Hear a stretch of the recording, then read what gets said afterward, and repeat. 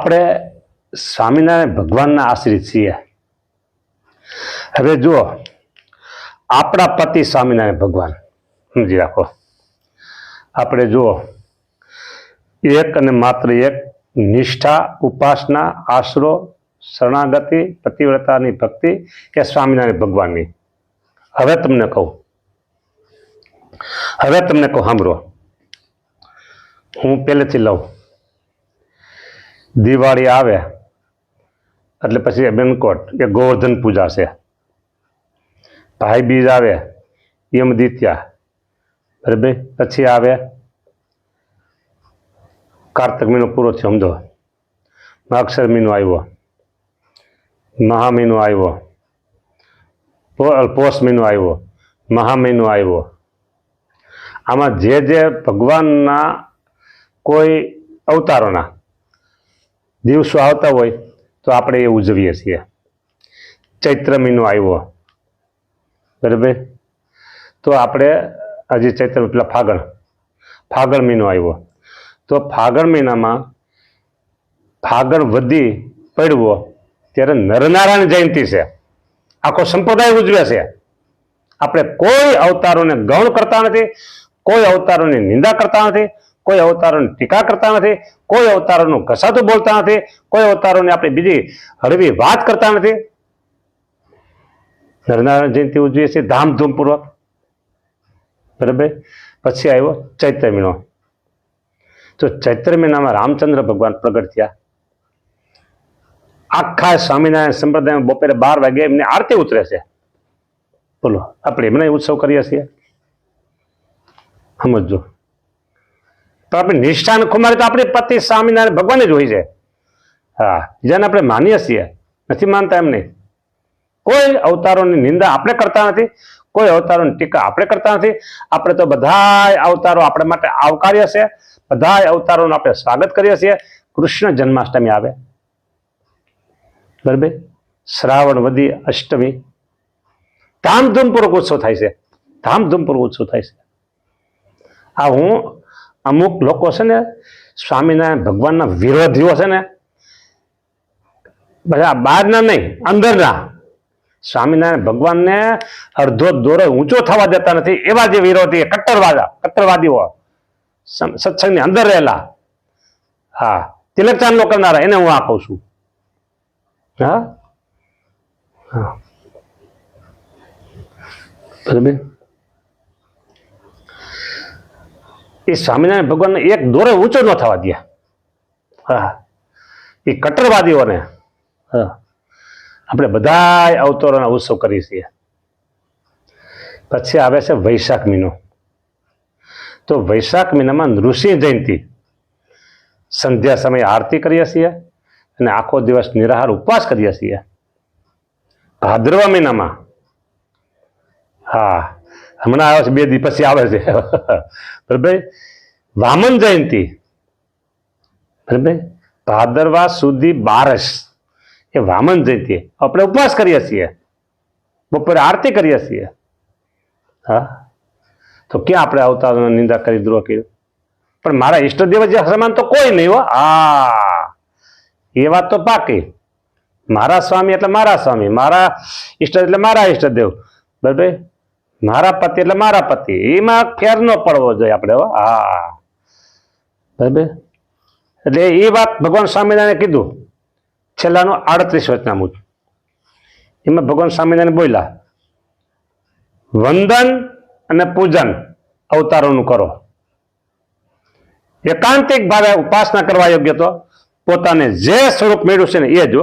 હા, બોલો.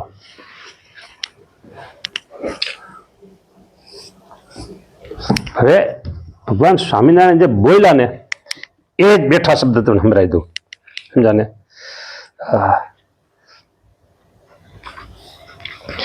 કેવી મધુરી વાત કરી છે ને. હા હા હા, કેવી મધુરી વાત કરી. તમે સાંભળો જો, તમને થઈ કે વાહ પ્રભુ વાહ. હા હા હા, એમ થાય. વાહ, હા, એવી સરસ મજાની વાત કરી પ્રભુઓ. જો સમય છે એટલું આખું ફકરો છે ને એટલું આખું વાંચીને સંભળાવી દઉં તમને. હા,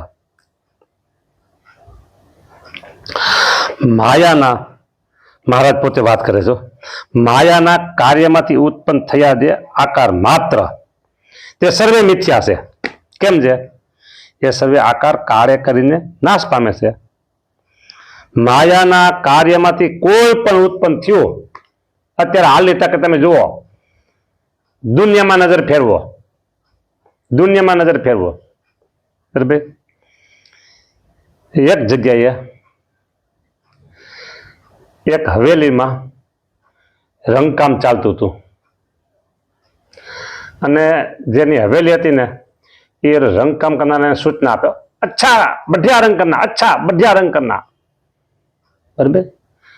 મારી 7 પેઢી સુધી ટચ ન કરવું પડે, પછી કલરનો પછી અડાડવી ન પડે, એવો રંગ કરજો કે.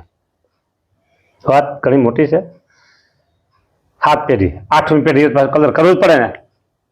હાલો, કદાચ ને એને એવો કલર કર્યો, એવા એમાં કેમિકલ વાપરી, હાઈ પાવરની બધી વસ્તુ લીધી, 7 ને હાલો 14 પેઢી, 15મી પેઢી તો પછી કરવું જ પડે ને. કયો એટલે માયાના કાર્યમાંથી ઉત્પન્ન થયા જે આકાર માત્ર તે સર્વ મિથ્યા છે, એક વખત નાશ પામે છે. કોઈ પણ વસ્તુ તમે લેજો, ગમે એટલી સારામાં સારી, ગમે એટલી હાઈ ટેકનોલોજીની વસ્તુ કરી છે, બરાબર? હા, પણ એક વખત તો નાશ પામવાની છે. અત્યારે કોઈ વસ્તુ અત્યારે, બરાબર, હું એટલું જાજુ નથી કહેતો, બહુ આગળ નથી જતો. શ્રી કૃષ્ણ ભગવાન આ પૃથ્વી પરથી અંતર્ધ્યાન થયા, એને એવું કહે છે લોકો, સાચું ખોટું પછી ભગવાન જાણે, પણ એવું કહે છે હનુમાને કે 5000 વર્ષ ઉપર થયું, 5,500 વર્ષ. સાંભળો, તો એ વખતની કોઈ વસ્તુ તદ્વત જેવી તેદી હતી એવી નવી આજે કોઈ વસ્તુ બતાવી શકશે? જેવી તેદી હતી એવી નવી વસ્તુ આજે કોઈ બતાવી શકશે? કયો? નથી બતાવી શકતા. એમ કે આ હતું એમ કહી શકાય, આવું નહીં. અત્યારે બધું માયામાંથી જે ઉત્પન્ન થાય છે એ બધું નાશ પામવાનું જ છે. હા, સમય થઈ ગયો છે, મારે વાત લાંબી કરવી છે. પછી કાળે કે નાશ પામે છે, મિથ્યા છે. કેમ? જે સર્વે આકારમાં કાળે કે નાશ પામે છે. અને ભગવાનના અક્ષરધામને વિશે જે ભગવાનનો આકાર છે તથા ભગવાનના પાર્ષદ જે મુક્ત તેમના જે આકાર છે, અક્ષરધામમાં બે જ છે. અક્ષરધામમાં આ બે જ છે. અહીંયા ચોખ્ખું કહી દીધું, અક્ષરધામને વિશે રહી જાય ભગવાનનો આકાર તથા તે ભગવાનના પાર્ષદ જે મુક્ત તેમના જે આકાર છે તે સર્વે સત્ય છે અને દિવ્ય છે અને અતિશય પ્રકાશ યુક્ત છે.